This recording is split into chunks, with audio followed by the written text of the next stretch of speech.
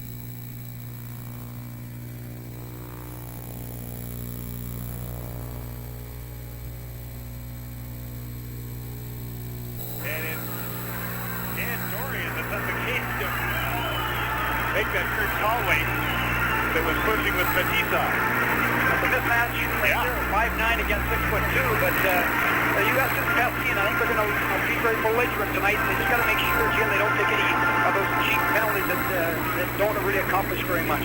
But Dave, I think you have to, without taking penalties, you have to hit them and push them around a little bit. Make them show some respect for you. You have to make them believe you're assertive and you're going to take charge. And I agree with that, Jim. Just so long as they do it carefully and with discipline, that's a good idea. Make them look over their shoulder.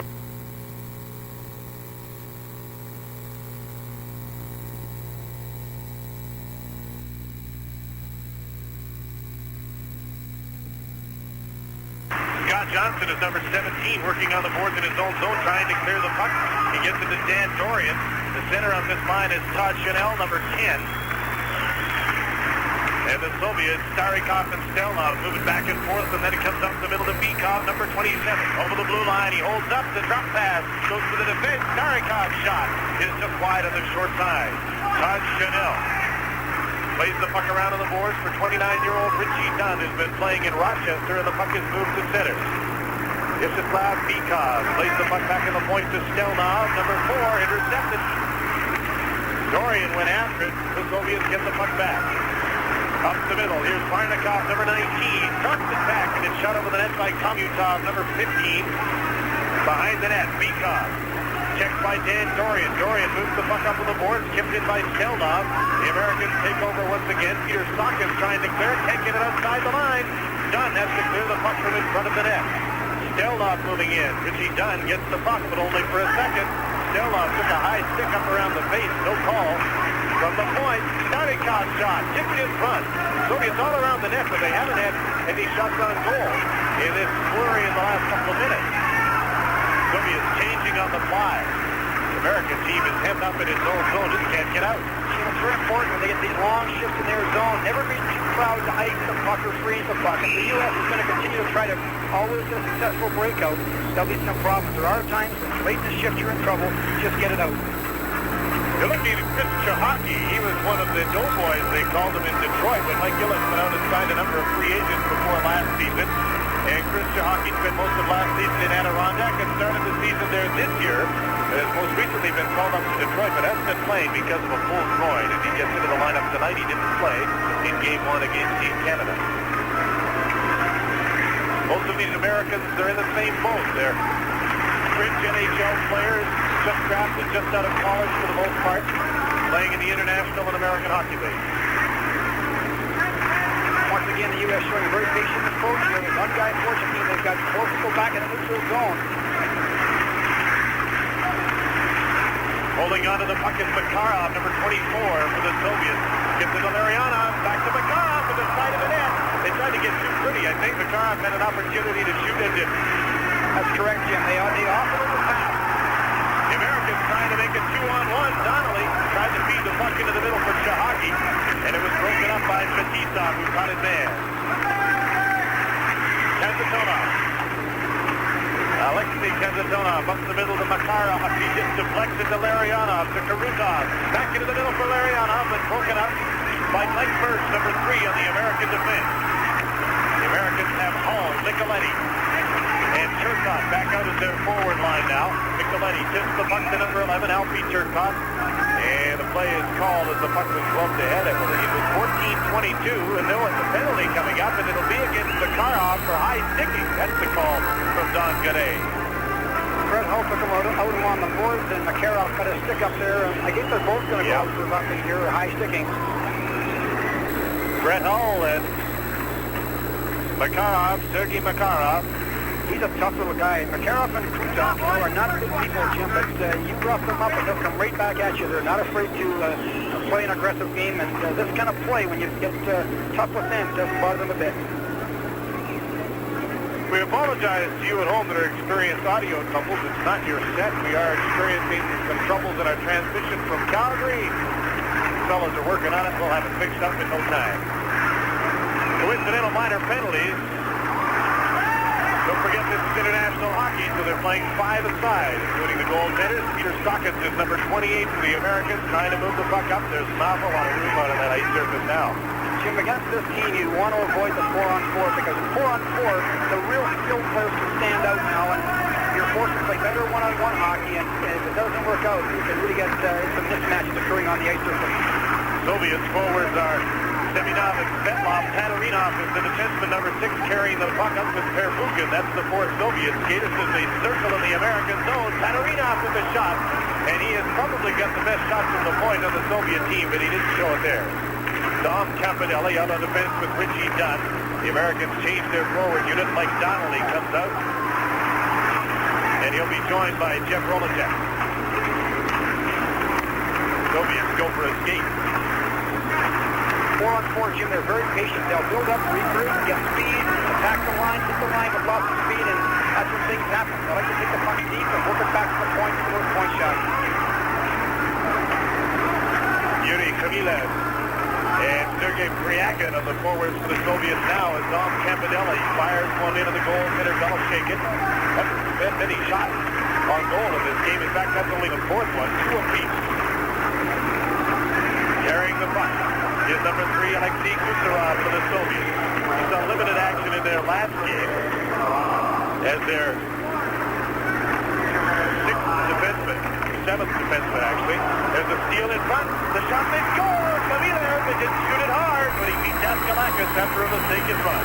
Can't afford those kind of goals, Jim. It's a simple possession situation. The guy forces the pass through a man, and it gets picked off and it's in the net. These kind of turnovers will really hurt you.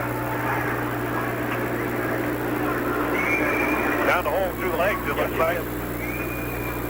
Those are the kind of goals the U.S. wants to avoid. On goals, when they undress you out there and make great plays, you can accept those, but when you've got the puck in your own zone and turn it over, those kind of goals come back to haunt you. So the Soviets go up 1-0 at 7 minutes and 30 seconds of the first period. Khmielev's second goal of the tournament. There's a shot by Karutov. Daskalakis made the save and held on. Leon Daskalakis had a beautiful attitude coming into this game, and what else could he do? He said, I love the idea of playing against these guys, and my only wish is that Trechak was playing again at the other end so I could say I played in a game with him. And then he thought about it for a second and said, maybe that's not such a good idea. He's quite a kid. He's very loose and probably got the right attitude to play against the Soviet team. Because he'll get lots of work tonight, Jim. I think he was probably expecting a harder shot from Khmielev when he set himself, and Khmielev just slipped the puck through his legs. There's a pass out in front, and a shot by Varnikov on goal that Daskalakis had to make a save on. Another shot at the side of the net, and he pounces on a loose puck and gets the stop in play. 1-0. The Soviets lead with 12 minutes to go in the first period at the Labatt Calgary Cup. Play is just underway in the American zone where it has been for most of this night. This is Beekhoff, number 27, poking the puck towards the corner. Richie Dunn there to pick it up. Over to Peter Sawkins, and he tries to clear it on the boards and now gets some help from Dan Dorian to move it to center. Making it a 2-on-1. Dorian takes the shot. He had Todd Chanel with him, and he banked the shot off a leg, and it didn't go to the goal. Beekhoff, number 27, up on the boards for Kamyatov. There's Kamyatov, number 15. Moving in front of the net, had Varnikov with him on the other side. In front, Daskalakis makes the save on Karutov, who was cruising through the middle. He was coming in late behind the puck, and boy, the U.S. forwards have got to be a little bit more observant than that. He sneaks in here behind and gets a quick shot away, and great save by the goalkeeper. That almost made it 2-0, Jim. It's interesting, too, the Soviets, on your breakout, they're going to pinch right down on your wingers, and they won't give you any of those easy outlet passes to the wingers. And they play a nice 2-1-2 with the centerman playing high and backing up the defenseman, and they really come down hard on those hash marks. So the U.S. is going to have to find the middle on their breakout a bit more. Larionov, Makarov, and Karutov with Kazatonov and Fetisov. The unit for the Soviets, they play pretty much 4 or 5-man units, although they'll give one defenseman a few extra shifts, mostly Fetisov, through the course of this evening. This is Larionov holding the puck. Stick handle over the line, taken out of the play by Taglianetti, and Chris Chahaki moves away at center ice, number 15. Racing for the net is Mike Donnelly. The other member of the line is Jeff Rolacek, number 14. Karutov chasing a loose puck, hacked off the boards, not outside the line. Larionov to the late man, Fetisov moves in front. Now they'll look for someone to pass it to. Right in front, Karutov didn't get a shot away, and the Americans hack the puck out to center. They sure look for Fetisov coming late, don't they? He always comes late behind the play and goes right to the net, and he's a Paul Coffey type of defenseman, likes to attack as much as he does defend. Nearing the midway mark, first period from Calgary, 1-0. Soviets lead on Khmielev's second goal of the tournament at 7:30. There's going to be an American penalty as Kaminsky was high sixth, and I think it's Micheletti or Turcotte that's going to the penalty box. Micheletti's going to get it for high sticking, and you got to be careful because international hockey, you get that 5-minute major, could you draw blood, and Kaminsky is trying right now to convince us he's bleeding out there, and you got to be very careful. Most kind of penalties don't accomplish very much, Jim. It's also interesting to notice that the U.S. is playing this kind of a patient game plan where they're trying to put four across them, but they're not holding the blue line very well. They're meeting the attack always just inside their blue line, and there's just too much territorial advantage here. They're just not quite patient enough, gentlemen. They're allowing the Soviets to get deep in the corner and dilly-dally around with the puck, and then they're watching them, and they're moving back and moving back and moving back and opening up the top of the blue line, and they're getting in trouble. Well, let's have a look now at the Soviet power play as it goes to work with Seminov, Svetlov, and Kaminsky playing up front. Svetlov, number 16, goes after the puck, holding it in the corner around that American box. Back on the point, Katerina over to Perpukas. Drops it off to Kaminsky. From the middle, he shoots and scores!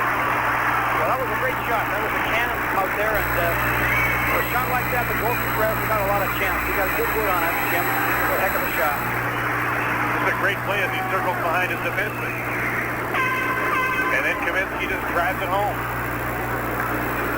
Well, they worked that 2-on-1 and just took the puck at the close to the board, cut into the center ice, and there was all kinds of room down in the slots. He just walked in, keyed it up, and let it go. And as you said, holy chunk of it, he had something on it.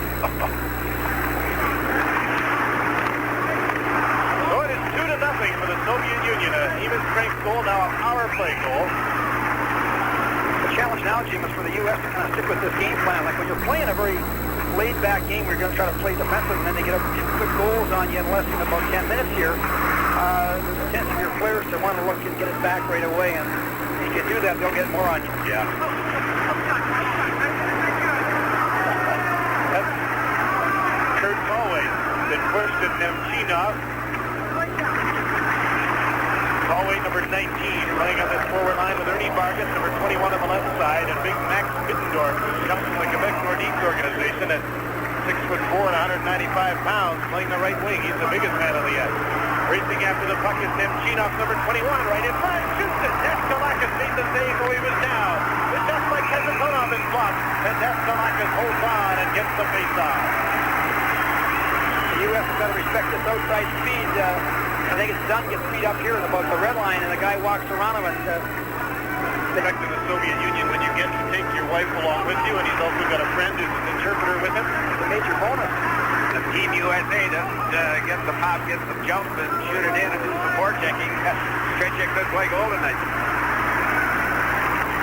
Shakin hasn't had to do very much. The shots are now 11-2 in favor of the Soviets. They lead this game 2-0. Starikov moves the puck ahead. This is Komutov into the middle for the late man. Beekov at the side of the net trying to make a pretty play once again. And Starikov missed it at the side of the goal. Seminov and Perpukin drew assists on Kaminsky's power play goal at 10:20. That was the 2-0 goal. Barnikov, number 19, passes the puck to Beekov at the side of the net turn to try and get control. And it's cleared by the Americans to center and down the ice. The Americans and the Soviets now change on the fly with 8:15 to play in the first period. Volocek comes off the bench with Mike Donnelly. Just went head over heels over his man Kalutov. And this is Chris Chahaki, number 15, in behind the net for Jeff Volocek. Sends it out front. Cleared away by the Soviets from the point. Sean Cronin, number 5, tipped in front just wide. Chahaki got a piece of that. Mike Birch on the other side, trying to keep the puck in. Good thing he got a piece of it. Or Karutov would have been away to the races. There's an offside pass, and the play is called. Chahaki is a very exciting player, Jim. He played at Michigan Tech University, and he's got lots of speed, and he's an offensive player more than he's a defensive player. And he does buzzsaw. His guy gets in there and forechecks hard, and if they let him go a little bit, he can be effective. Once again, we'd like to apologize to our viewers for the audio problems we are experiencing. They originate with our mobile unit. We are trying to fix them up and clear up this sound as soon as we can. 2-0. The Soviets are leading Team USA 7:40 to play in period number 1 from the Calgary Cup. This is game number 4 of the two unbeaten teams. The Soviet Union had a 4-0 win over the Czechoslovakians. The Americans had a 5-3 win over Team Canada on night number 1. Jim and the Soviets have figured it out now. They can see the U.S. is going to hang back and not forecheck, and so they're going to build up and get them standing still, beat them with some speed, and look for some breakaways to occur here, because they're going to build up now and regroup a lot, because the U.S. is standing still in a neutral zone, and you watch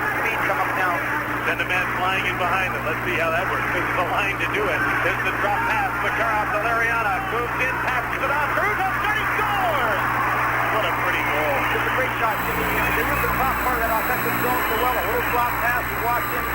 All the coverage has gone deep and snaps it upstairs. A great snapshot, too. He didn't slap it. Snapped it upstairs and a great shot. That's like picking the corners on those pieces of plywood that you cut the corners for practice. He just put that in beautifully, didn't he, Caruso? Jim, if the U.S. doesn't hold that blue line better than they are, like the 4 across is great. You got to defend the attack and meet it outside your blue line. If they don't, you're wasting your time playing 4 across. You might as well force it and go for it. Pat Micheletti put that pass through the crease. There's going to be a penalty. It'll be against the Soviet Union, Perfukin. And so Team USA go to the power play, and they need one here at the Labatt Calgary Cup. The penalty is on Perfukin, who chipped Brett Hull in front of the net. So Team USA will go on a power play. They've been outshot 12-3. They've been outscored 3-0. And very much positives happened to them here tonight. Campanelli gets the puck in behind the net, trying to center it with Alfie Turcotte. Taking over is Svetlov now for the Soviet Union, number 16. He's out with Seminov killing the penalty. American power play features Brett Hull. Bobby's son playing the right side. Pat Micheletti is number 8. Alfie Turcotte, former Montreal Canadian, now property of the Edmonton Oilers, number 11 is the center. They'll play Dan Dorian, number 18, and Dominique Campanelli, number 4 on the point. I would suggest the Soviets are going to try to really put some pressure on this power play and not give the U.S. a lot of time to make things happen. Look for the quick counterattack. They have no respect right now for the U.S. Leading 3-0, the Soviets are going to go for it. And it's only Seminov. Got around Micheletti, couldn't clear the puck. So Micheletti to Hull, back in the corner now for Turcotte, number 11. Checked from behind by Seminov and knocked down. Brett Hull, back to the point. Campanelli to Micheletti. Moves in with Cabrera right in front. Shot wide, and Brett Hull got a piece of that. Shot it wide. There's a shot by Katarinov. Knocked down Dan Dorian, and Katarinov is going to get a penalty. He's getting double down. He's getting 2 minutes for crossing in front, and then he'll get 2 minutes for charging or elbow to the corner. So you're going to see him get a 4-minute minor. Jim, we talked about him in the last game, and you mentioned several times that you were correct. He likes to play a very aggressive game, and he's just training. Right now, he's playing very aggressively. He took a good cross check in front there, and then ran a guy in the corner with an elbow. You don't see that often with Soviet teams, but this guy, you see it all the time. He just likes to play like that. He was an all-star at the World Junior Tournament on defense in Hamilton last season. There's the shot he gave Dan Dorian, a good one. Gentlemen, he's no bigger than half a minute either. He's not, what, 170 pounds? You're right, he's not huge. He's not huge height-wise, but I think he's got some weight. He's got that great aggressive nature, which is a good thing to see.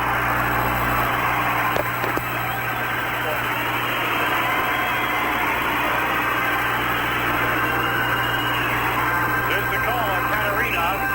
This is a great opportunity for the Americans to get themselves back into this game. It's a great chance. They get 4 minutes now. They still got a 4 minutes to go on the first minor, so they're going to have a chance to put themselves back in the hockey game. And it's a key time for them right now. Evgeny Malashkin has only faced 4 shots from the Americans, but they get a few here. The Soviets send out the defensive pair of Fetisov and Kapitonov, along with number 24, Makarov, to kill this penalty. Max Bitzdorf, Kurt Conway, Ernie Vargas on front on this American power play. Peter Taglianetti, number 6 on the point, with the captain of the team, number 2, Richie Dunn. Taglianetti gets the puck around Fetisov and dumps it in after it on the fly. Vargas couldn't center it for Kurt Conway. From the point, Taglianetti moves it into the corner. 20 seconds left in the first penalty to Perfukin. 3-0, Soviets lead. Fetisov couldn't clear the puck. Jimmer's got 2 men short. He's got 3 guys behind the ice line. The Soviets are very, very aggressive in the kill penalty. Even 2 men short here, they're jumping and putting lots of pressure on it. Again, not showing a lot of respect for the USA and their skills. Well, when they were playing the zone in behind the net, between the puck carrier, it would have had to go through 3 of their players before they got it out in front. That's the key there. You're right, Dave. That's just unbelievable. That's 2 men short and 3 of them are in behind the goal line. That was Ernie Vargas pushing at Batista, Dave. Yeah, they just can't keep, they're getting a little belligerent here now. They got to keep their nose clean. They got a power play, not to spoil with taking a minor penalty now. They've got a chance to make some things happen and keep their cool. You were talking about the power play there, Jim. They really shut all the passing lanes off. You know, they jump and overplay, and if you don't find the speed to pass it through, it's not there. And very impressive. Americans win the draw. Vinci Don makes the shot. Wide on the short side. Taglianetti is number 6 on the other side. Screen shot. Bended into the side of the net. Jeff Rolacek couldn't tip it. Cleared down the ice by Starikov.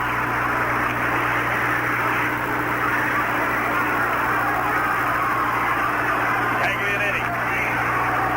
Feed done. Terbukin's penalty is over. The Soviets are still 1 man short though. 2:55 left in the double minor against Mikhail Tatarinov.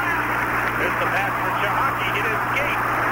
2-on-2. This is Peacock with Komputov.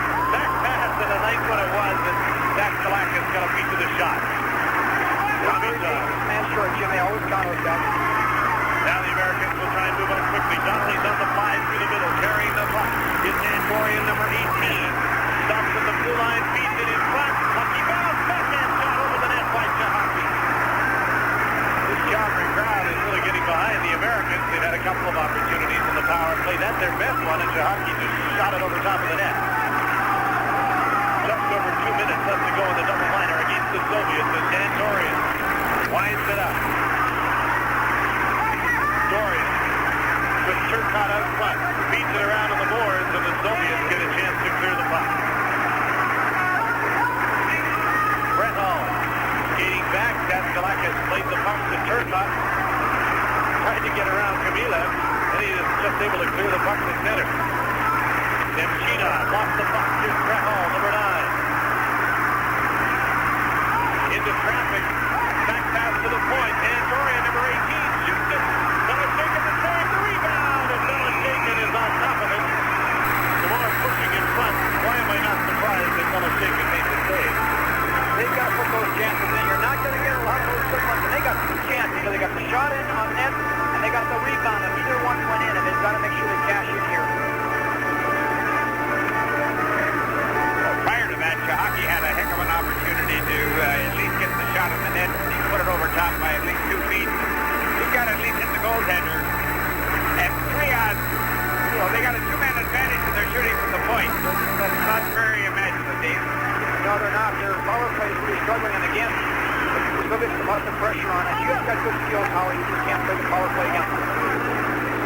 Minute 25 seconds left in the Soviet penalty to Tatarinov. 3 minutes left in the first period. 3-0 the Soviets lead on goals by Karutov, Kaminsky, and Kamilev. Alfie Turcotte, number 11, chasing the puck, rubbed out along the boards by Kazatonov. Fetisov, number 2, back after the puck. Seminov is number 30, and he'll just leave the puck to the defenseman Kazatonov. Really a steadying influence out there, playing with the great Fetisov who likes the rush. I think Kazatonov is underrated because he always stays at home, and there's an example of it. The other guy's up the ice, and look who's back to get the puck. That's a really good point. Kazatonov is very steady. He's kind of a backup guy. Let Fetisov play his imaginative high-risk game, and they're a great combination. The pass up the middle taken by Peter Taglianetti. Fires it on the net. And Belichick corrects the puck into the crowd with 33 seconds left in the Soviet penalty. And just 2:12 left in the first period. There's Peter Taglianetti and Pat Pickett, the Winnipeg Jets, who's been playing most recently with Farmington, Massachusetts. Must be a great experience for a guy like that to get a kind of a chance of playing a tournament like this. A different style of hockey could do nothing but make him a better player. Mike Hirsch now moved the puck ahead, but Kurt Colway couldn't get a hold of it. Colway, along with Max Middendorf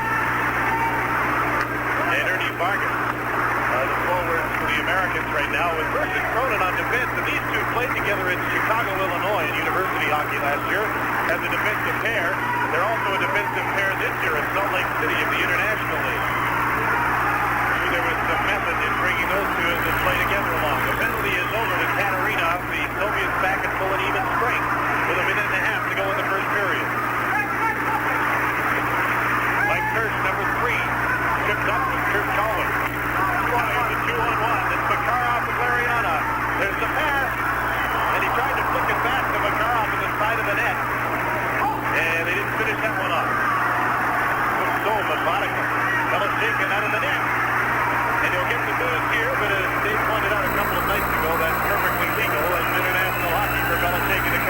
outside of his net.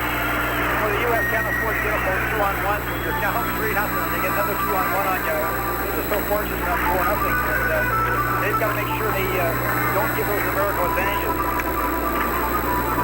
Coming down the ice is Makarov on the forehand. Nice little flip pass over. And Larionov just gets a handle on it, but just shoots it a little wide. That's one of the advantages of playing the off wing when he's got the puck on his forehand. He takes the shot or he can pass it. It's pretty effective hockey. During the last minute of play in the first period, once again we apologize for the audio difficulties we are experiencing from Calgary. We're working on it, trying to fix them up as soon as possible. Last minute of play in this period. Dan Dorian couldn't quite handle that pass. Checked in the corner by Fetisov. Make a Starikov, number 12, not number 2. Here's Dan Dorian trying to center for Todd Chanel, who's out in front. The Soviets take over. Tomizov, number 15. The drop pass. Gets through to Bikov. After Barnikov put it to him, but he couldn't control it. Stelnov moves the puck ahead. Tomizov, number 15. Feeds it into the rushing defenseman Starikov, who came late, but he couldn't do anything with it in front, and Todd Chanel cleared it, not out. Back on the point to Starikov, number 12. Shot a rolling puck, and it was blocked by Leon Daskalakis. I think these American boys might feel a little dizzy when they go to the dressing room after this first period. They've never played against a team like this. As the horn sounds to end the first period, 3-0 Scotia. Yeah, they look very tired. The U.S. The last couple of shifts had no jump to their legs, and if they keep wandering like they are in their own defensive zone, they're going to belong tonight because they're not playing any kind of a system in there. And again, a team thrown together this quickly, it's very, very difficult for the players to win with a team that moves the puck as quickly as they can. Occasion wasn't there, and then of course, after that year was over, he went and played with the USA team in Moscow, and so now he can no longer play for a Canadian team. Brett Hull is on the ice with Pat Nicoletti and Alfie Turcotte to start the second period for Team USA. We apologize. We're still trying to fix our audio problems from Calgary. Please bear with us. The Americans chase the puck right out in front. There's the shot blocked by Miller Shaken as Richie Dunn tried to flip it in over top of him. Soviets got careless down deep, and the U.S. put the puck up behind the exit line. Quick pass, quick shot, and Miller Shaken moves out incredibly quick. I suppose that may be the only hope now for Team USA is that the Soviet Union does get a little careless here with a 3-goal lead and think that this one's in the bag. Watching this also is when the Soviet players pass the puck 9 times out of 10, whether it need be or not, the first 10 or 15 feet is in the air. And the control that they display in passing the puck and getting it in the air is amazing to me. He taught us, I was trying to make believe that every pass you make should be in the air. Make it in the air. Learn to make it in the air. Soviets, I think, follow that rule. Golacek and Bikov facing off. Golacek won the draw. And it was knocked into the corner. The Soviets take over, and here's Bikov, number 27. He's got a man wide open. And that pass was just tipped before it got through to Tomizov. Richie Dunn. Latest season here in Calgary with the Flames. A couple of years back, has over 400 games NHL experience. He's on defense. There's the pass to Barnikov, and he shot it for the far corner and missed. Chasing the puck back in his own zone is number 4, Stelnov. Igor Stelnov. Stopped by Chris Chahaki. Chahaki and Stelnov go to the board. Ernie Vargas trying to come up with the puck. The U.S. is forcing a lot more aggressively now, sending in 2 or 3 people and trying to get the goal back to get back in the hockey game. Stelnov, centering pass, poked away by Dominique Campanelli. Out of Boston College, Campanelli passing the puck up on the board. Galway couldn't take it there. The Americans do gain possession. Ernie Vargas up with the puck in, number 21. Fellow shaken. Clears the puck for Kaminsky, number 13. Off the board for Perfukin. His pass up the middle to Seminov. Has a man coming late. There's the shot. They score! A great lead pass to Seminov, and a little quick back pass to his winger coming in behind Seminov and Svedlog, and the next one goal. Great quick release in the shot, too, Jim. They don't waste much time. They get a real quick release, and they're accurate shooters. And that's a nice goal. Nice little back pass right here. No one picks up Svedlog in behind, and it's in. The other man on the other side, Kaminsky, was open as well if they got it that way. He was coming in on the left wing open. He was wide open. He had two options right there. And it's pretty important that U.S. forwards are a little more active on their back, and he's picking up the people behind the first wave of the attack. One thing about the Soviets, when they have those options, they always use one of them. You very seldom see that guy waste a shot. Take a shot at the goal. He'll always pass it off, more often than not. That's true. The goaltender's going to remember that. We're playing against the Soviet team in situations where you expect a shot off and they'll pass. And so it is 4-0 to the Soviet Union, leading the Americans. Kagarinov is number 6. He passes it back, and that creates a 2-on-2 as Janelle takes over. Back to Scott Johnson. His pass for Campanelli, and the great skater Svetlov came back to take away that opportunity as the pass came into the middle. Kagarinov, long shot. Daskalakis the save.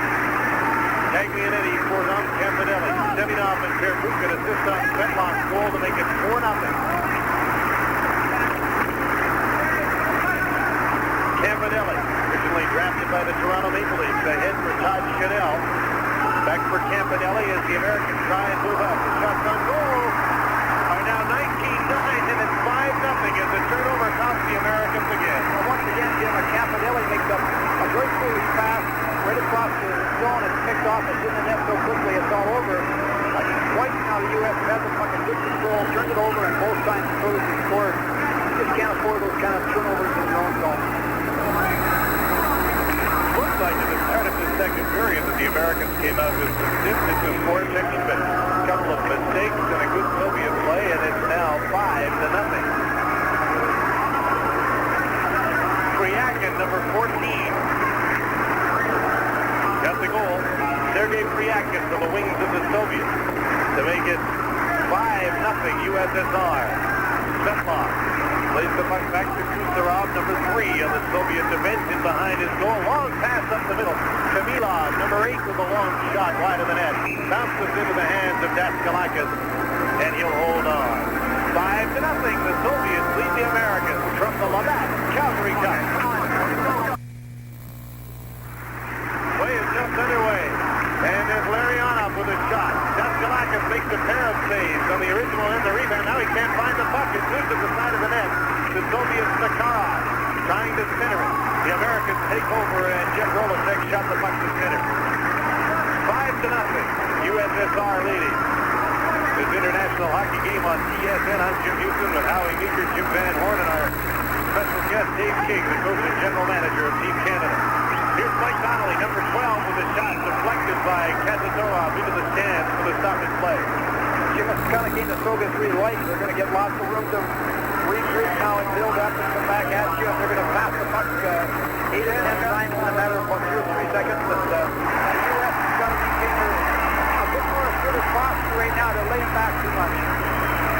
Saving grace for you at home, and that's you that are watching this. And I can sympathize with the Americans that are in big trouble in this game, but it certainly is fun to watch the Soviet machine as it gets worked up and moving the puck around. Any fan who appreciates skills, you know, you're going to see a lot of good skills tonight. There's a shot for Belichick in the handle. I was a little surprised that Belichick had started tonight. I thought this might be an opportunity for Tikhonov to go to Milnikov, the other goaltender. I agree with that, Jim. I was surprised, too. I thought they would start Milnikov and give Belichick the night off, but I guess he's playing so well, I want to go with him all the time. This is Kamilov hammering into the American zone. Number 15, back to the point. There's the shot. Blocked by Daskalakis. That shot from Starikov, number 12, at the point. Jim, I like your term dancing. That's exactly what he did. Great balance there. Just a check and avoided it. Great quickness. Pass back to the point. Max Bittendorf breaks it up. Youngest player on Team USA. Dumps the puck in. Belichick clears it blindly, and Vargas was there to take it off the boards for Team USA. John Cronin came in and threw a hit, but the Soviets still have the puck. Starikov to center. This is Barnikov, number 19, carrying the puck in over the line. There's the Americans backed up more across the line one more time. Seminov checks to the line, and the Americans will come up with the puck. Kurt Colwick with the shot off the board. Mike First moves up to keep it in on the right wing. Scott Johnson came in and threw the hit that knocked his man down. And it's going to be a penalty on the play, and it'll be against Team USA. Scott Johnson, I believe, will go for the hit that he threw in the corner. Took a pretty good run there, and I think he was called for charging or boarding, and that didn't really help very much. And Jim, it's in the U.S. Attack right now. They're getting just shots, or long shots, wide shots, nothing really to it. And, if they don't get more penetration on their attack, they aren't going to find very much here tonight. Johnson didn't realize just a second ago that he had been called for a penalty. So the Soviet Union will go on the power play. Here's the hit by Johnson, who comes in late, and he hits Pervukin and decks him, knocks him into the board. Sure, it was satisfying at the time. Yeah, of course, with your man short, and that's really tough right now. His buggers are wound up, and they're really, when they get going like this, they start to really move that puck, and they kind of enjoy it. It's a little bit of practice for them, and they're pucking out like, and they're bouncing, and they can be devastating. 5-0 they lead. The time of the penalty is 5:22. Here's a 2-on-1 for the Americans, right in front by Kirk.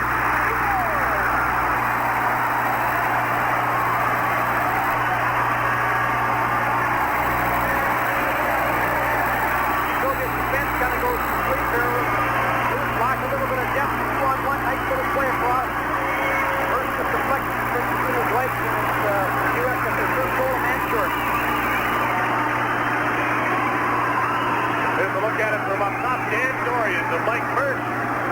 Got a second little poke at it between the legs of Evgeny Veloshekin. That ends a streak of over 200 minutes of shutout goal for Veloshekin going back to the Izvestia. 5-1. The Americans' 10th shot goes in. Soviets, however, still have a man advantage as they carry the puck in. Priakin drops into the point, scoops her out to the other side. Starikov's shot was blocked in front. Priakin. Kamilev. He gets it back from Starikov. Now here's Starikov, number 12. Takes the shot and gives it to Gusarov. Into the middle, Kamilev. Look at these guys passing around. Kamilev in the middle. Can't get the shot away. Gives it again. And he scores. They made about, I'd say, 10 or 11, 12 passes in quick succession there. They one-touch the puck and then adjust to the puck. They one-touch it away right away. They always find the open man. They're always one pass ahead of their power play. It was an important skill.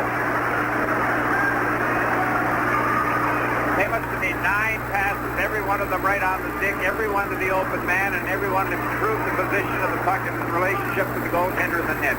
Stuck players to them, had them turning around, had them jumping, doing the two-step, looking at the ceiling, looking at the ice. Just amazing puck control. You know, Howie, as well as the puck control, too, the idea is being one pass ahead. You get the puck, they're always looking one pass ahead. They're always one play ahead on you. They're excellent people, and the credit to their skills, they can have their head up and be looking one play ahead all the time. There's not many players that play against them that can anticipate that either. No, Jim. Very tough to do. Like another puck travels faster than you can move. Classic example. 6-1, Soviets lead. Karutov, number 9, centering pass, poked away from Larionov, but there's going to be a penalty against the Americans for slashing. Karutov was slashed as he went around the net, and Peter Sopkins is going to the penalty box, and the Americans are starting to show the frustration of trailing 6-1. Jim, you can self-destruct taking penalties like this. You can't afford it. Sopkins goes for slashing, and the Soviet Union with a 6-1 lead will go on the power play, and they'll leave the KLM line of Karutov, Makarov, and Larionov on the ice.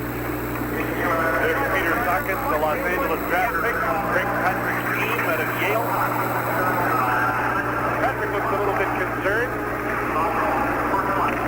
Kamilev from Priakin and Starikov, the last Soviet goal, that made it 6-1 at 6:24. Fetisov lines up in his own zone. I'm sure he'd like to get in on the scoring. He hasn't been in on it yet. Karutov, number 9. Back to Makarov, number 24. Larionov out in front. Back on the other point is Kazanov, number 7. Around the American 4-man box. There's the pass to Karutov. And watch him just move it around.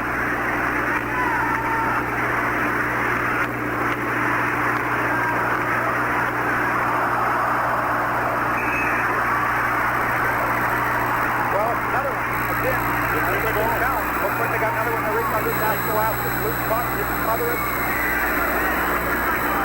Looked like he had it. as they played tic-tac-toe with it again and just moved the puck around beautifully before they put it into the net. Oh, they're great players. This line loves the power play too, and they do a lot of the great power play work. Look at the one-touch passes here. Here's the puck. It's under right there, and it comes loose under his goal pad, and now it's tapped in behind him. That one should have been stopped by Cleon. He was down on top of it. He should have had the puck. He had it smothered in the puck. I believe after that, the show, we said, folks, you're going to see one of the greatest power plays in the world, and the last two goals the Soviets scored. Just their picture perfect. They're classic puck handling and anticipation, and as Dave said, they're one move ahead as the puck is coming to them. They realize the open man on their team is such as Nicholas Gonzo. They don't receive the pass, then look for the pass receiver. It's their third power play goal of the night, and it is Makarov that got the power play goal. 7-1, the Soviets lead. Here's Beekov, number 27, for Seamak in his first shift of the night. Alexander Seamak, the 20-year-old, who hasn't been used yet this evening, but everybody will get a chance to play now as Kurt Conway takes the shot that's deflected into the stands. The shot's on goal at 24-10 for the Soviets, a 7-1 lead. There's Kurt Conway, who's been playing in the International Hockey League with Flint, and the way things are going tonight, he might wish he was playing in the eye this evening. It has not been the kind of night the Americans thought it would be. No, I think they were hoping that their strategy of being very patient was going to pay off, but now they're behind the 8 ball. Now they're all thinking about it. Let's keep the score under 10. I know the feeling from previous experiences against this team, and it's not a good feeling amongst your team. There's Seamak with a pass into the middle, intercepted. And Kurt Conway, number 19, moves back the other way. Conway steered into the boards by Starikov. And there'll be a penalty called behind the play. I think Don Gadet's going to help the U.S. out a little bit here. I don't think it was really a penalty, but it's going to make it 5-on-4 and give the U.S. a chance to get on the score sheet again. High sticking is the call against Starikov. The last goal for the USSR was scored by Makarov, Fetisov, and Larionov assisted on the power play at 7:35. They get goals a minute and a second apart as Starikov goes to the penalty box for high sticking. Starokov's a real steady hockey player. You know, he plays with the Red Army team all year long, and he's considered to be a real steady kind of a guy. Not a great offensive player, but always the kind of guy you can count on. He's played now for the national team for 4 or 5 years, and an excellent player one-on-one defensively. You just don't beat him. The Americans in the power play. They have Alfie Turcotte with Brett Hull and Pat Micheletti. Pat Micheletti is the brother of goal, who is the defenseman in the NHL, mostly with St. Louis. And an icing call against the USA. There's Mikhail Tatarinov, number 6 for the Soviets, the 20-year-old who likes to play rough and tough. Uses his stick a lot, too, this guy. You know, I'm not sure who drafted this fellow in the National Hockey League. Somebody drafted him last year. He's the type of player, if you ever get him out of there, he'd be a great player in the National Hockey League. Washington Capitals drafted him. Chances are pretty slim to go from Moscow to Washington. Long ways apart.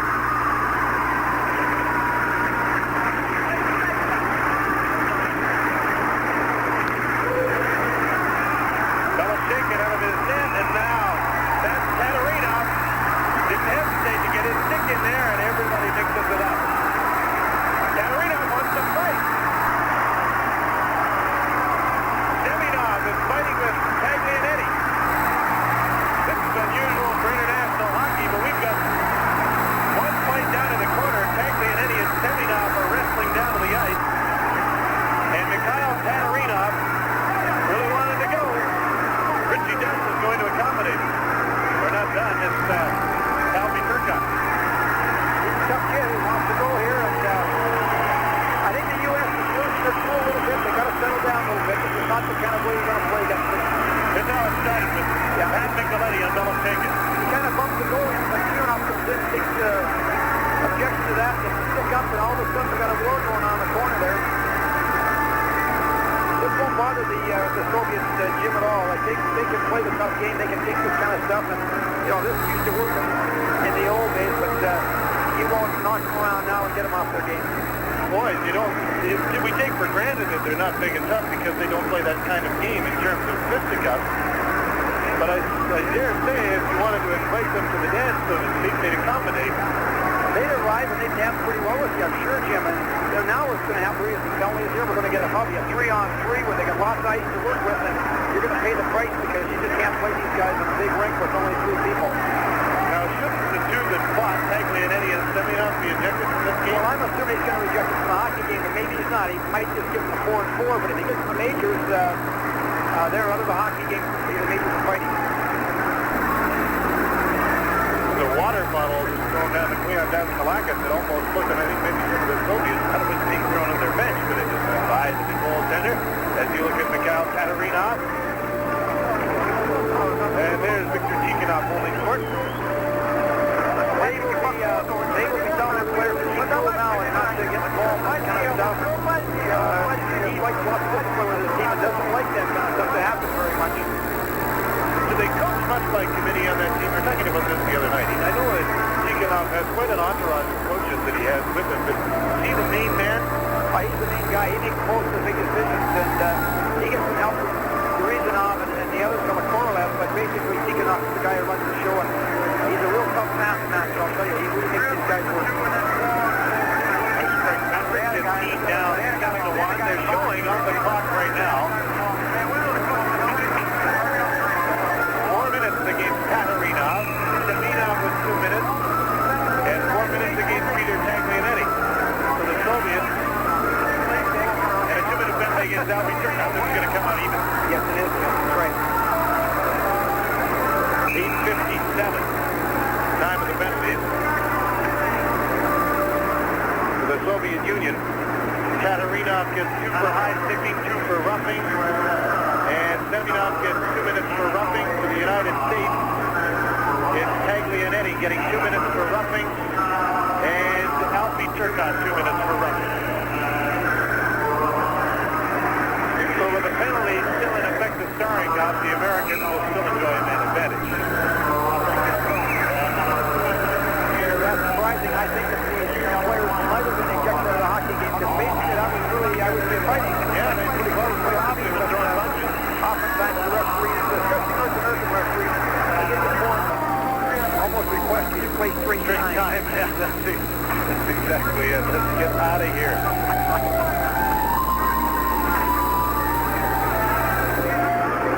They'll play 3 against 3. This is not a lot of fun playing 3 against these guys. If you ever get a mismatch on the ice, you have a lot of problems. Look at the guys. Makarov, Bendisov, Kazatonov, and here's Makarov going up the middle, which he does. He's got to stay with him and did. Kazatonov drops it off to Makarov. There's the other guy, Bendisov on the other side. Back into the middle, Makarov on his backhand right in front. Stopped by Cleon Daskalakis. From the point, Bendisov shoots it. Blocked. Kazatonov. Back to Bendisov. Knocked away. Gives a chance for a breakaway, but he won't outspeed Kazatonov. Brett Hall shoots. Blasted wide. You can see right there that Brett Hall struck a big shot, but if he had really good set of wheels, he would have maybe got a chance, a better chance to score than that. Peter Sackett moves up, dumps the puck into the corner.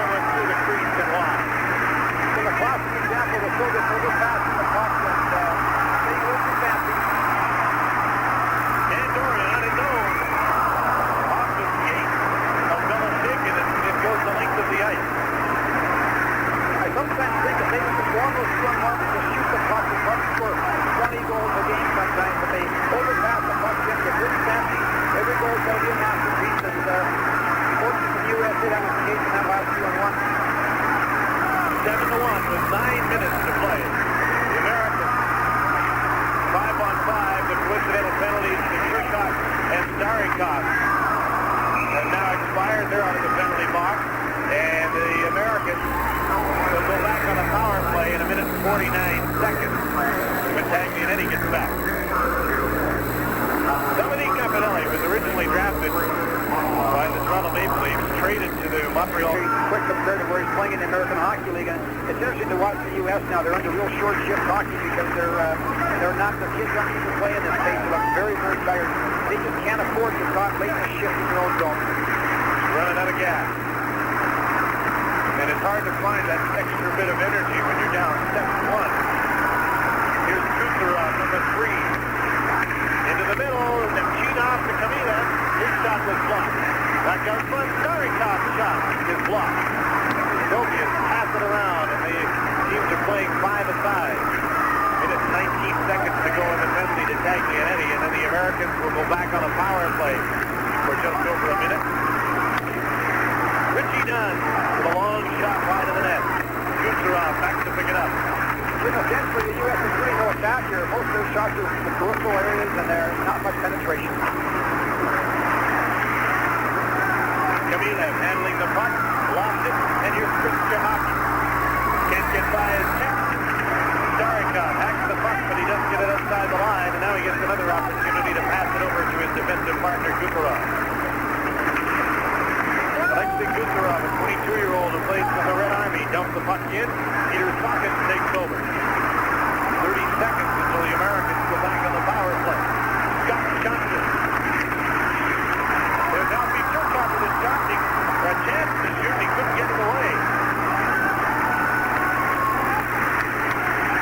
The back pass and the shot over top of the net from Bekisov as Kaminov set him up. Back the other way from the United States team. Alfie Turcotte with Scott Johnson. Turcotte's pass to the late man, which he does, bumps it off. And the Soviets were unable to pounce on that puck. Game just outside the line, and they would have been away. If any check on those 3-on-2s, your defensemen back in to see what they do.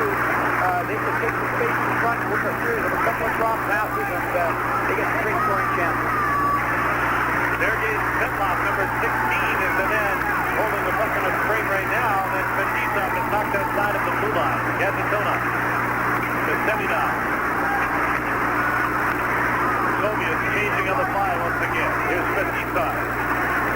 28-year-old captain of Red Army and captain of the national team. Knocked down, and Karuzov takes over, shooting the puck to center. Americans are on a power play. Taglianetti has served his penalty, so for 50 seconds, Katarina sits out, and the Americans have a man advantage, down by 6. Carrying the puck through center is Dan Boreas.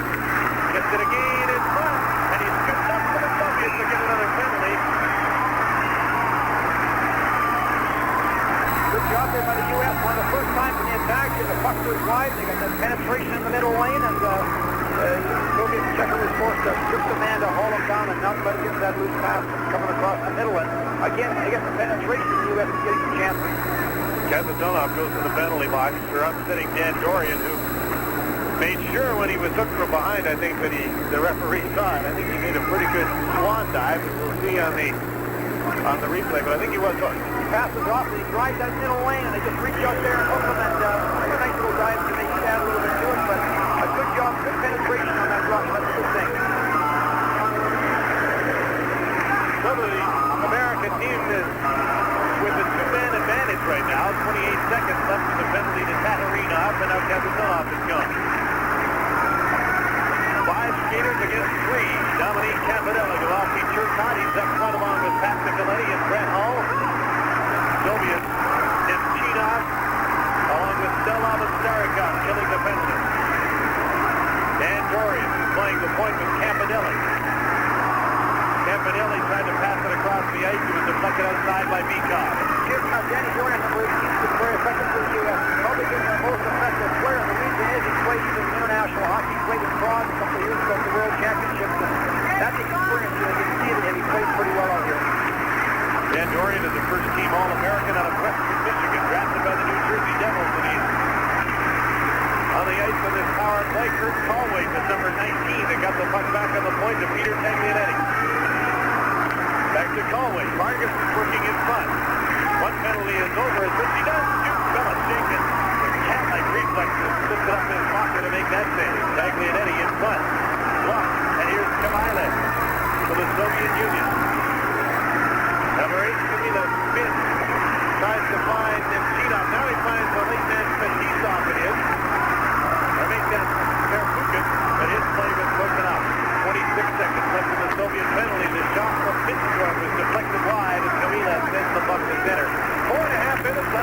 second period from Calgary. The Soviets lead 7-1.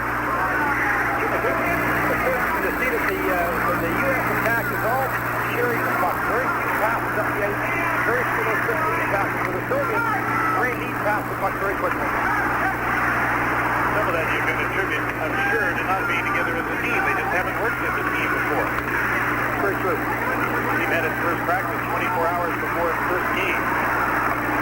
Soviets are back at full and even strength as the penalty has been served to Kazatonov. Taglianetti clears the puck in his own zone to Kurt Colwing. Katarina back on the ice. Well, keep an eye on him because I'm sure some of the Americans took his number. Puck is knocked to center by the Soviets. Mike Kirsch touches the puck and it's an icing call against the Soviets. 3:30 to play in period number 2 on TSN. You're watching the Labatt Calgary Cup. We're with the Labatt's Calgary Cup on TSN. I'm Jim Houston along with Dave King, Howie Meeker, and Jim Van Horn from the Olympic Saddledome in Calgary. Game 4 of the series, and it looks like the Soviets will go unbeaten after their second game. They're ahead 7-1, albeit in the second period. But certainly in control of this game. They've outshot the Americans 26-13.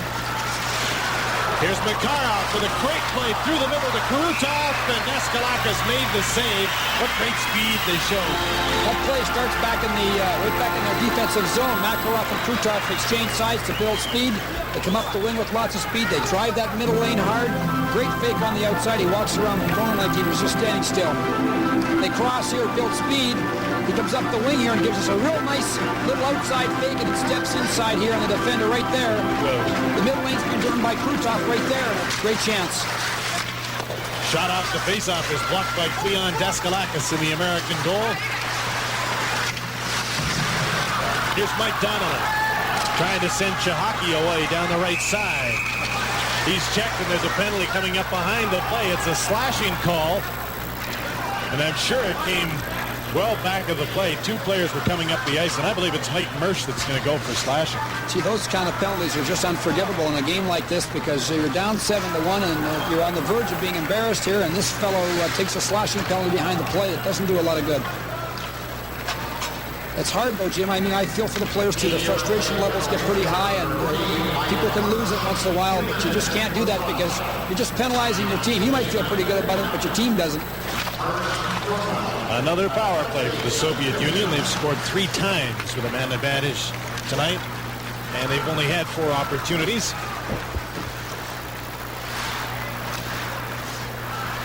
Krutov will just go for a skate out at center to get organized here as they'll go back and build, as you pointed out earlier, against that 4-man wall that's across the blue line. Here's the open man. Fetisov shoots and scores. Oh, unbelievably beautiful. Cat and mouse game. Folks, watch this. I can't believe it. That's an excellent goal. Once again, a power play. Nice little soft pass by Larionov, with Fetisov coming in behind, and no one picked him up. The forward on that side wasn't aware he was coming in late. Watch the soft little pass. 17 chases across here, doing somebody else's job, and Fetisov walks and just cranks it right down in the lower left corner. Excellent shot. The goaltender had no chance of a shot like that from that range. 4 for 5 on the power play, and there's that silly slashing penalty behind the play that comes back to haunt Team USA, and they're down 8-1. Now here's a chance. Todd Chanel breaks in all alone. Beloshenkin makes the save. Chanel showed good speed to get away and get the breakaway, but the great young goalie made the stop. He showed some great speed in that. Once again, the Soviets sometimes, they get that offenseman up in tight, and they lack a little depth, and that quick lead pass there really spun them, and they got a good chance on goal. There'll be a penalty on the play of Priakin for high sticking. So the Americans will get another opportunity on the power play. Here comes the play now, and Chanel gets a step on him, and he shows some good speed here, sets a good wall to the checker right there, cuts in, nice little deep, excellent save by the goaltender Beloshenkin, and a little after that, Priakin gets a high sticking penalty in behind the net. I think Beloshakin read the deep there because the USA player had the puck out in front of him. He couldn't do anything else but take it to his backhand, and he was pushing off that left leg before the puck went to his backhand. Great move. I wonder if he automatically reads Deke in practice. None of the guys that are coming in on him shoot. Always looking for the Deke, maybe. The Americans are 0 for 5 with a man advantage. Yeah, the power play against the Soviets is always like, I've never seen many teams have very good percentage power plays against the Soviets. They're very aggressive, they check hard, and they're excellent players. This is Seamak, who played with the national junior team last year, Jim and Hamilton. Another tough customer, too, and an excellent young prospect. Some people think he is the best young player in the Soviet Union right now at 20 years old. I would think by next year, by the Olympic year, he'll be in the starting lineup on a regular basis, Jim. Right now he's being spotted a little bit, but he'll be there next year. 8-1 is the score. The Soviets lead, and the Americans are on a power play with Priyakin for high sticking. Here's Brett Hull, overskated the puck, puts it back to the point. Taglianetti dumps the puck to the end boards. Alfie Turcotte trying to shovel it out front. It hopped up in the air, and Beloshakin with some dramatics made the catch and the play.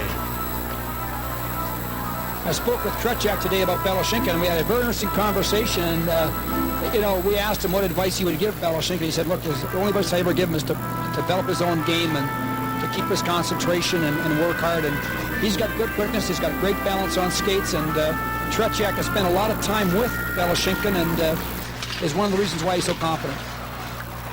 Shot was deflected up off the glass. Kept in at the point by Richie Dunn. Micheletti couldn't center. Richie Dunn stops the puck in the right point, blasts it into a crowd. Beloshakin made a save. The rebound off the post by Alfie Turcotte. Backhander went off the post. When things are going bad, you never get a break. 1:05 to play second period.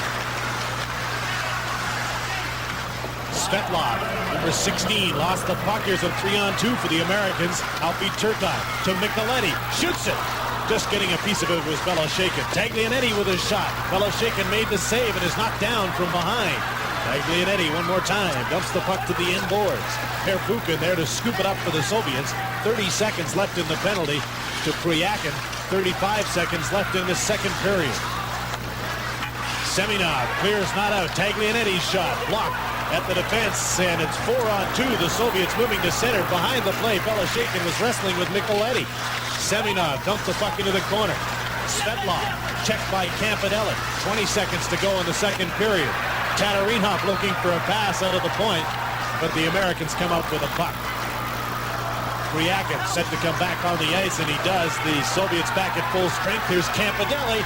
Centering pass off the stick of Mike Donnelly. And that'll do it for period number 2 as the horn sounds to end a period dominated once again by the Soviets. They have an 8-1 lead after 40 minutes. It certainly was a domination situation there. The U.S. really at no point in time had much of a threat. This last power play, Jim, they had a couple of chances because they jammed the net and got the point shot through, and there was a couple of threats there. But other than that, the Soviets controlled the play. You just sit here and watch the masters at work, and you'll say, my, oh, my, oh, my. Can they skate? Can they handle a puck? Can they think? Can they complete plays? There's not much they can't do in the game of hockey. Wonderful, wonderful entertainment. It's to face the USA here.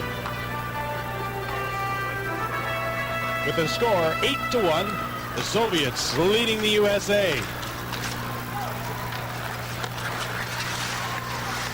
The teams are at even in full strength as the second and third period gets underway. Don Goodday is the referee as the net is knocked off its moorings.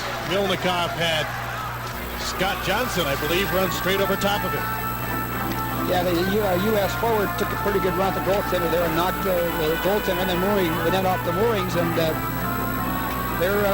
losing their cool a little bit here, and they got to be cool. They can't afford to take some cheap penalties. I would think they just want to play this as quickly as possible this third period and get out of here. I certainly agree with that. I just don't think they can be playing foolish hockey right now. This Soviet team, by the way, is going on tour against Team Canada after the Calgary Cup on the 5th and the 7th of January. Hockey fans around Hamilton and Ottawa take note. On the 5th, you can see Team Canada against this very Soviet team. And in Ottawa on the 7th. Those will be very interesting games for our guys. We're looking forward to that. They're tough games, and they're games that are difficult to win, but boy, you can get a lot from them and certainly improve our team in a hurry, Jim. Exactly. You only get better playing competition that's better than you are. Larionov with a pass to Karutov. He tried to feed it in front. Larionov takes over again as he had to go back for the puck to Karutov, number 9. Fetisov in deep in the U.S. zone. And the puck is knocked outside the line to center. Makarov puts Larionov in by himself. Blocked by Cleon Daskalakis as he stretched up and made the save. Pass back to Kazatonov at the side of the net. Makarov sends it back to the point, and it's knocked outside the line by the Americans. Todd Chanel swept at the puck and got it out to center. Americans make changes on the fly as the Soviets move in. Makarov drops it off. Kazatonov shot in front. On the fly, and there was Kamensky, but he was checked. Kamensky after the puck. Now here's Semenov, number 30, with the long shot deflected by Campodelli. And Peter Taglianetti takes over for Team USA.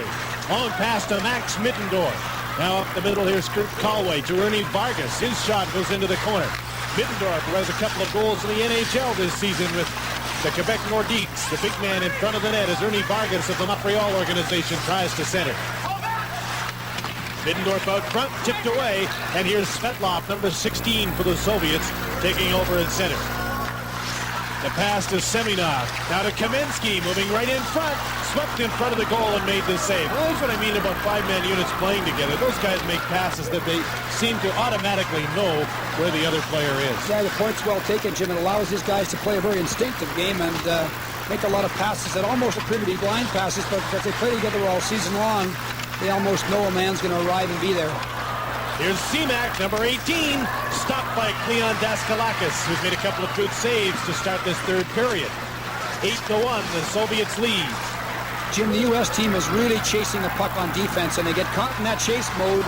That's going to cause them a lot of problems. You can't start chasing the puck. You got to make sure you let somebody else do the job. You just can't have 2 or 3 people doing one person's job, and it's happening right now. There's a shot that didn't get through to Milnikov was the new goaltender for the Soviets. Alfie Turcotte, is number 11, has a man in front. Spins to try and get away from his man Starikov. The centering pass was knocked away by the goalie. And then the defense clears the puck to center. Here's a 2-on-1. It's Semak with Komutov. Semak faked the shot. Komutov tried to backhand it towards the goal, and he couldn't control it nor get a good shot away. When they go to the bench, I know for sure that Semak will be talking to Komutov about putting the puck back so he can get one-time the puck, because he opened up there with a stick back. Jim ready to one-time the puck, and the pass was off his front foot too far, and normally they want the puck in a certain place. TSN will continue to originate from Calgary in the very near future after the Calgary Cup. Little minor penalties have been handed out. That is Bykov that has gone to the penalty box along with Dan Dorian. Or Pat Micheletti make that of Team USA. Slashing the call on Micheletti and on Bykov. Coincidental minors. Kamilev breaking through the middle, got a shot that was blocked by Cleon Daskalakis.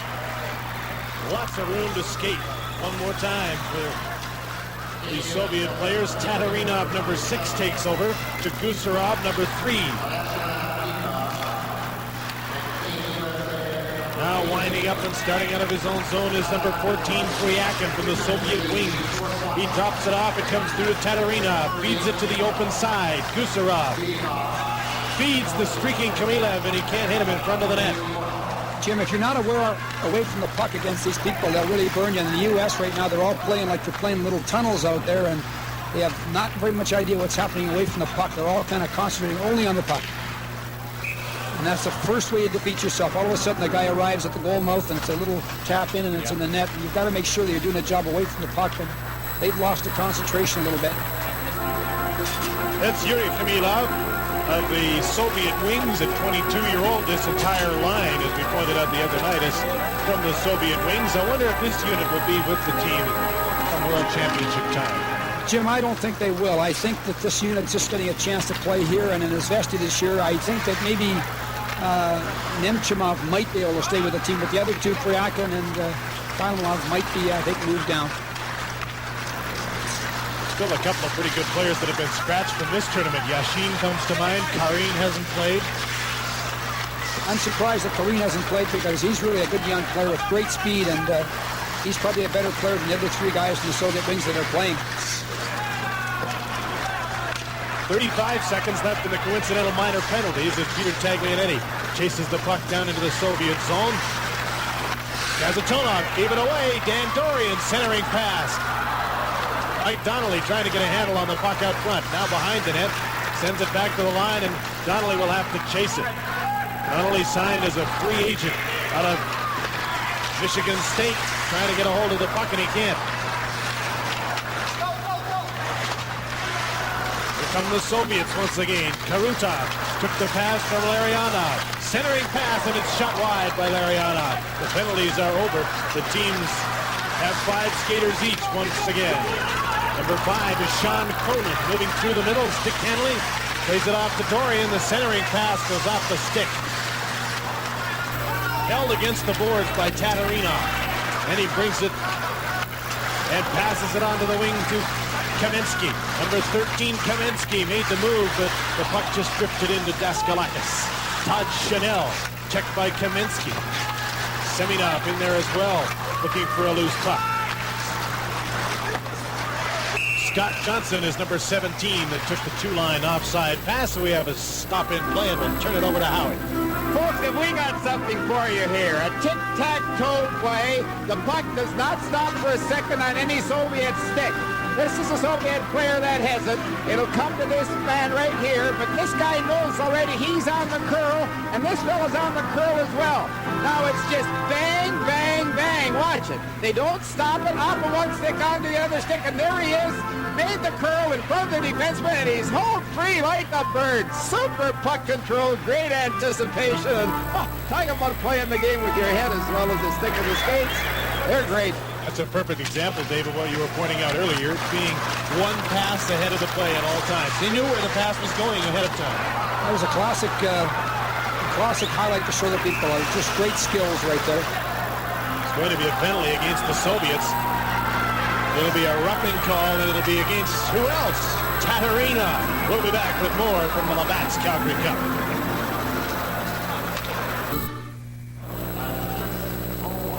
Soviet tough guy Tatarinov in the penalty box for roughing. The Americans go to the power play 0 for 6 with a man advantage so far this evening and trailing 8-1. It's almost a victory, though, that they've been through 6 minutes of the third without being scored upon the way this game has gone tonight. Peter Taglianetti with a shot from the point. Bounces off the inboards. Kurt Calway, number 19, on the ice with Vargas and Middendorf. There's a shot blocked by Milnikov, and he closes his legs and squeezes the puck in the crease. It's a pushing and shoving with Vargas in there. Got a lot of that pushing and shoving in front of the net tonight, Jim. And the U.S. power play is designed to put people in front of the net and create a crowd. Pretty good shot. He did save by Milnikov, although he's down. He's on the seat of his pants. Not like Belashenko. There's a good example of a difference to two goaltenders.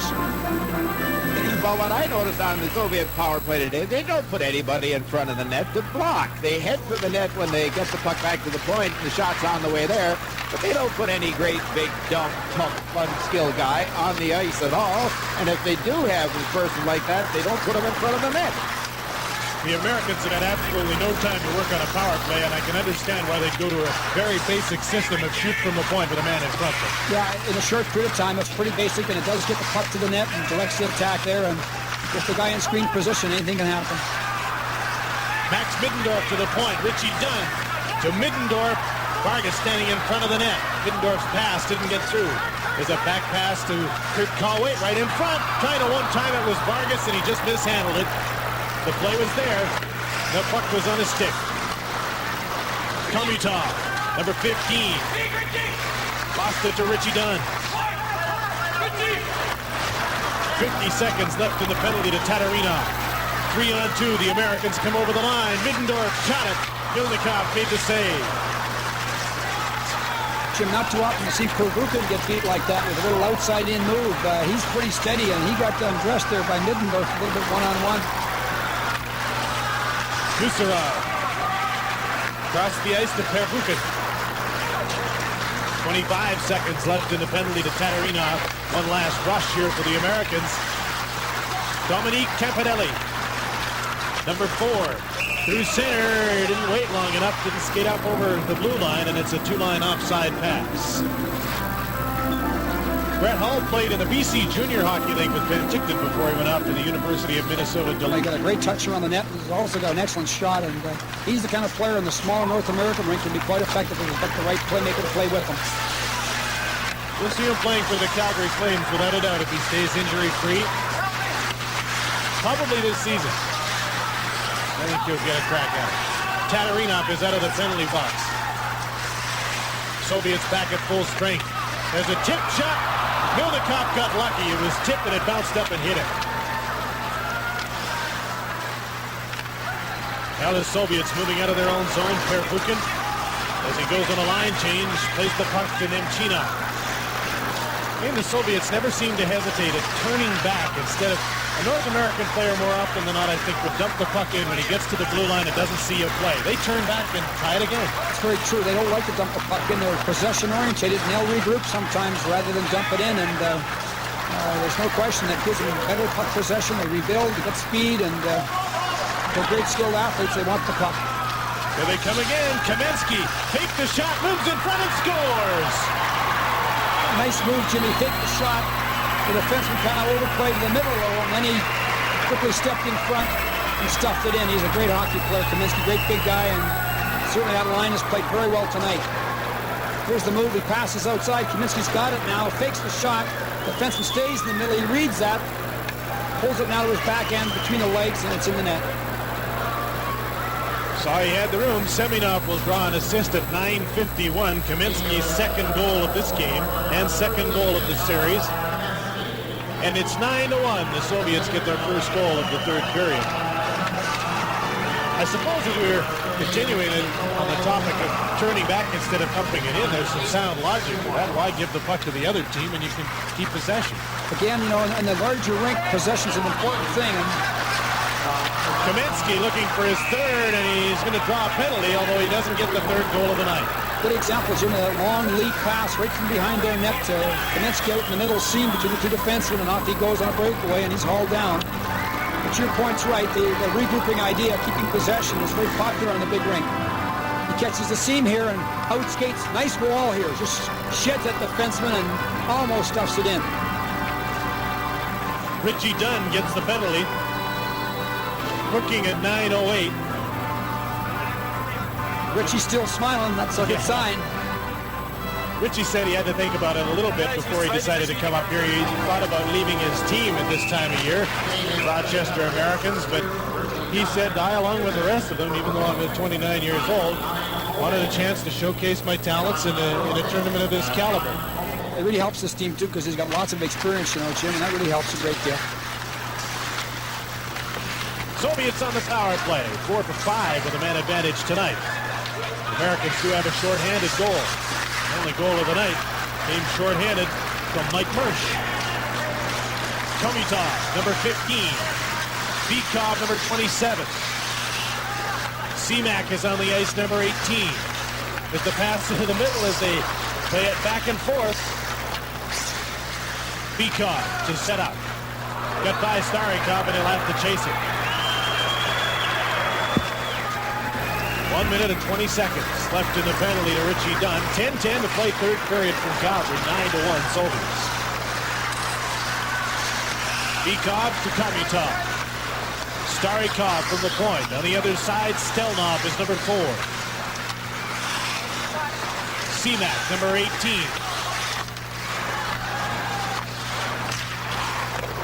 Got the shot away, and it was wide. Starikov again, moves in and shoots. Deskalakis to save, and the Americans get a chance to clear the rebound. Pretty good power play, lots of puck control. Again, they've got 3 people across, and they are looking to try to either get the point shot in with the deflection or play across the back door. The Soviet wings line out of the power play now. This is Priyakin. Samilev in front. Priyakin back onto the point. Kazatonov. Priyakin. Nemchinov, and he'll dump it into the corner. Kamilev. Right behind the net. Dan Gorian's going to get a chance to clear it. No, he's not.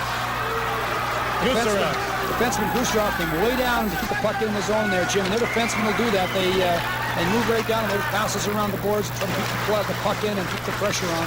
Just turned his body in front of Dorian to shield him from the puck. And made the play, keeping the puck in. The penalty is over. There's the shot on Daskalakis, kicked away as Kamilab let it go.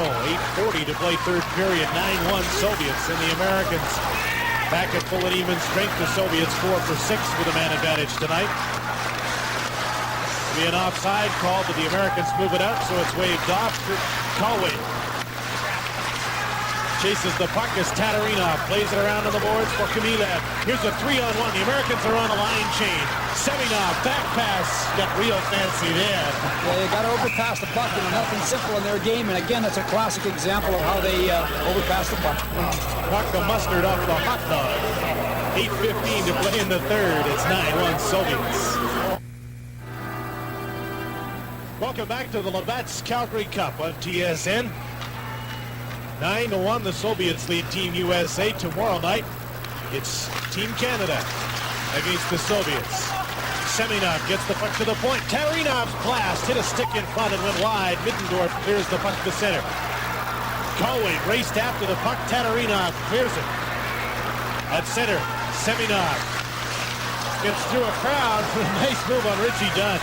It was a great move, Jim. He just dropped the puck into his skates and almost skipped in between the defensemen. There was a great chance for Svetlov, and he shot it wide of an open net as they moved the puck around brilliantly once again. Well, they're putting a real show on for us now, showing us their skills and their collective play, sharing the puck very quickly here. Quick puck movement, really tough to play against. Well, we're going to show you some Soviet power skating. Right here a few moments ago, Kaminsky, watch him blow by the U.S. player, and this fella here will just wait to get him the puck. Look at him, just blow by the Czech, no problem at all. Now, stop it right here. Point in time here. Kaminsky should never have anything but his forehand as he goes in here. This defenseman has to stop him from going to his backhand, but he doesn't. He just picks up the Soviet player who passed the puck, fades out of the picture, and Kaminsky is allowed to go to his backhand, no trouble. That was the goal that made it 9-1. Now the Soviets have Bikov along with Komutov and Barnikov on the ice. Actually, Semak is out there playing for Barnikov now. As the 20-year-old newcomer to the team gets a chance to play some more, the Americans trying to put some pressure on now with Micheletti, Hull, and Turcotte, the forward line on the ice. Brett Hull got the puck out for Turcotte to the inboards. Here's Pat Micheletti.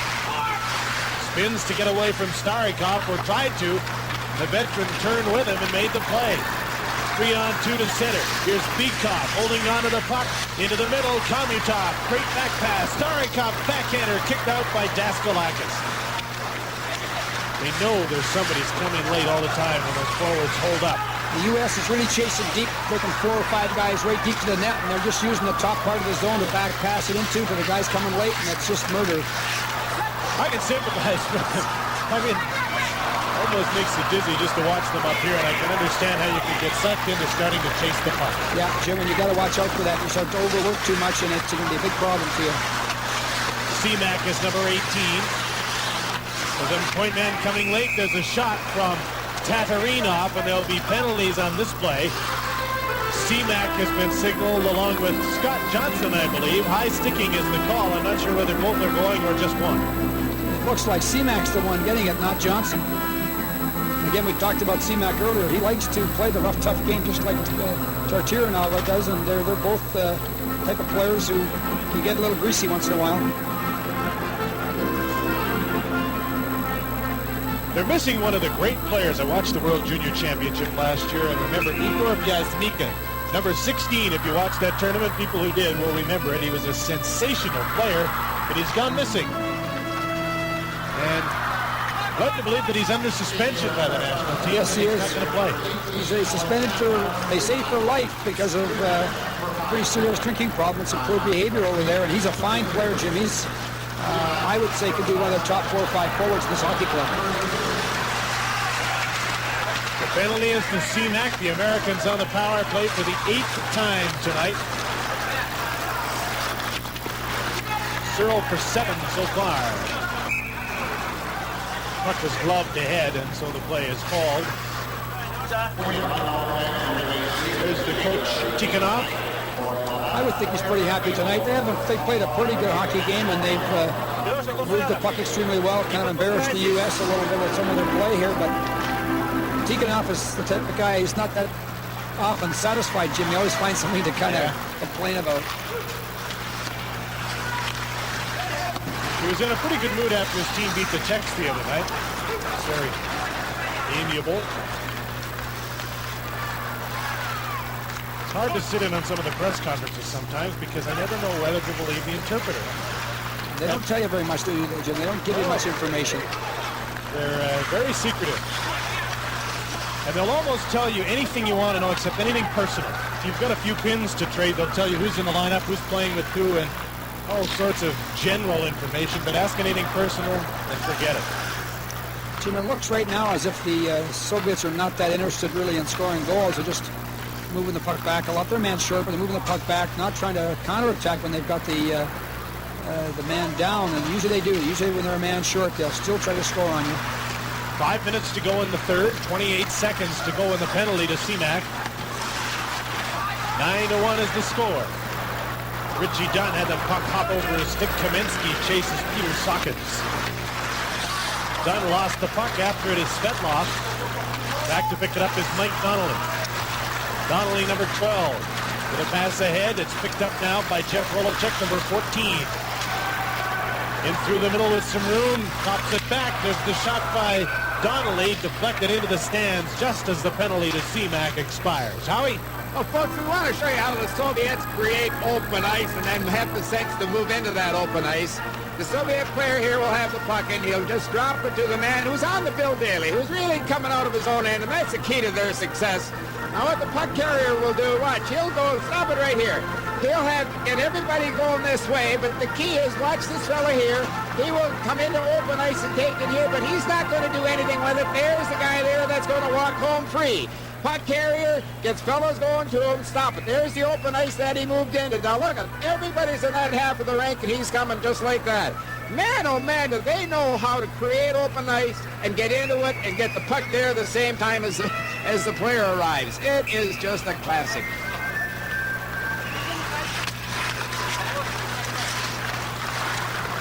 This is Stelnov, number 4, moving the puck out to center for the Soviets. They lead 9-1. This game reaches its late stages. Kamutov almost hit the double figures, but he missed the net. Max Middendorf to Kurt Conway coming on the other side. Going for the net is Ernie Vargas. There's the pass to the late man, anticipated and cut off by Bykov, though. Vyacheslav Bykov for Seamak, number 18, is getting a lot of ice time in the last half of this game. Bykov, Kamutov with a shot. They score! There's the 10th, and that one Cleon should have had. That wasn't a great shot. He just a wrist shot, and it kind of jammed him upstairs and then trickled through and went in. It's too bad because that's not a great goal to have scored upon you. Peacock gets the line, just drops it off. We overskate the loose puck here. The U.S. could have had a loose puck and had it out, but they didn't clear it, and it's in the net. 16 minutes and 7 seconds the time of this goal by Kamutov. It hits Daskalakis and just deflects in. Second goal of the series for Kamutov, his first in this game. Jim, it's really interesting on the attack now. The Soviets, they got the U.S. defense really intimidated. They're backing off the line quickly, and they'll take the puck wide and then cut up in front of the face of the defenseman. Well, all night. Tough task for these guys to play against a team like this, and they're trying hard, but they're overworking and wasting a lot of energy. 10-1. Illustrating the great power of this Soviet team. They've spread the scoring all through their 4 lines. That's a good comment, Jim. They really do have good balance to their attack, don't they? The line seems to make great passes, great plays. This is the Soviet wings line. Nemchinov, Kamilev, Kwiakin on the ice right now. Kamilev drops the puck for Kazatonov. They haven't played the KLM line the last 5 or 6 minutes, Jim. They haven't had him on the ice, and it looks like they're just going to rest him a little bit and let the other lines play more. You'll look forward, I'm sure, to facing a well-rested KLM line tomorrow it's going to be just great. I can hardly wait.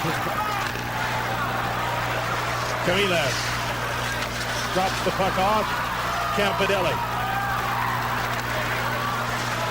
2:48 is the time remaining as Don Campanelli goes for a little skate in his own zone. And there'll be a penalty called at center ice. It'll be a hooking call. And it'll be against the Soviets, Kamila.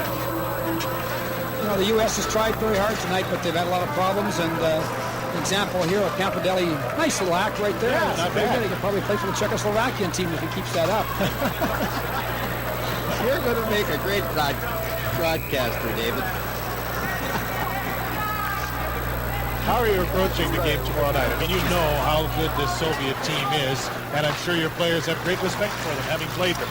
We have a lot of respect for this team, and we know we've got to play a really complete hockey game, Jim, and you've got to make sure that your players don't get into that chase mode and start just chasing the puck and hounding the puck. You've got to make sure you're taking away options from the puck here, playing very smart defensive hockey, and unfortunately against these people, they let the puck an awful lot, so we got to play very smart defensively. Well, your team in the past has shown great discipline, and I'm sure they'll show it tomorrow night.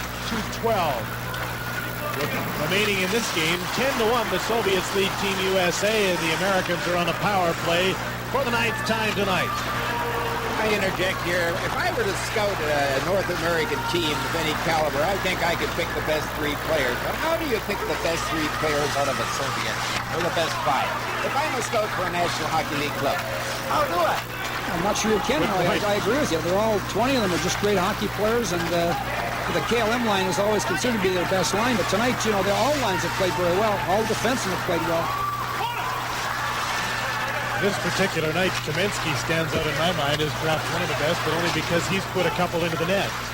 The other guys have played well too. Just over a minute to play in this game.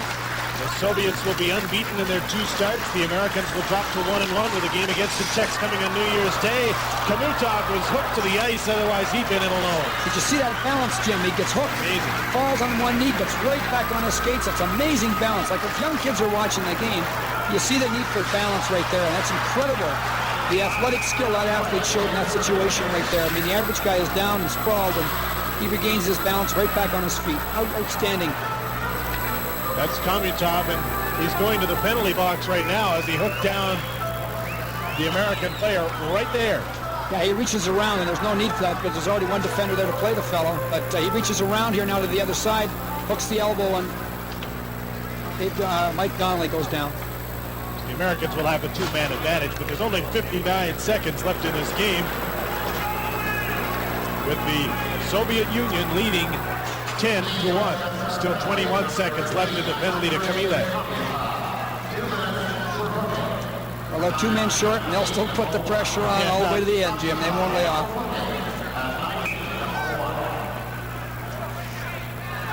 Bikov taking the face off. The Nemchinov rather is thrown out. And Gustserov comes in to face off against Jeff Rolacek. Cool heads better prevail here. If the game's almost over, and the U.S. should just take their time now and be thankful it's only 10-1 and end this thing. Mike Donnelly's going to go to the penalty box. Frustrating night. Jim, the one interesting area where the Soviets that sometimes don't show good judgment is that in their face-off alignments, like their techniques, they're good on the draws, but sometimes their alignments give a few things away, and it's just the one area of the game where we sometimes see some things that we think would be exploited a little bit if they would, if teams would adjust their lineups against them. Donnelly and Nemchinov. The penalty goes to Donnelly. Elementary at this point. Chris Cherhaki holding the puck right out in front. Jeff Rolacek is stopped by Yulnikov. He's really only had to make a couple of saves in this game since he came in for Belashaikin in the 3rd period. Leon Daskalakis has been the guy dizzy at his end of the ice, watching those red sweaters come in at him. Less than 30 seconds to go in the game. Gusarov takes the shot off the side of the net. Nemchinov, number 21. Kamilev is out of the penalty box.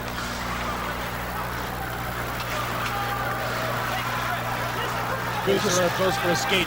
They're just playing the four-corner box, the old basketball stall here to kind of kill the clock off. Not that it wasn't in the first, but this one is now officially history.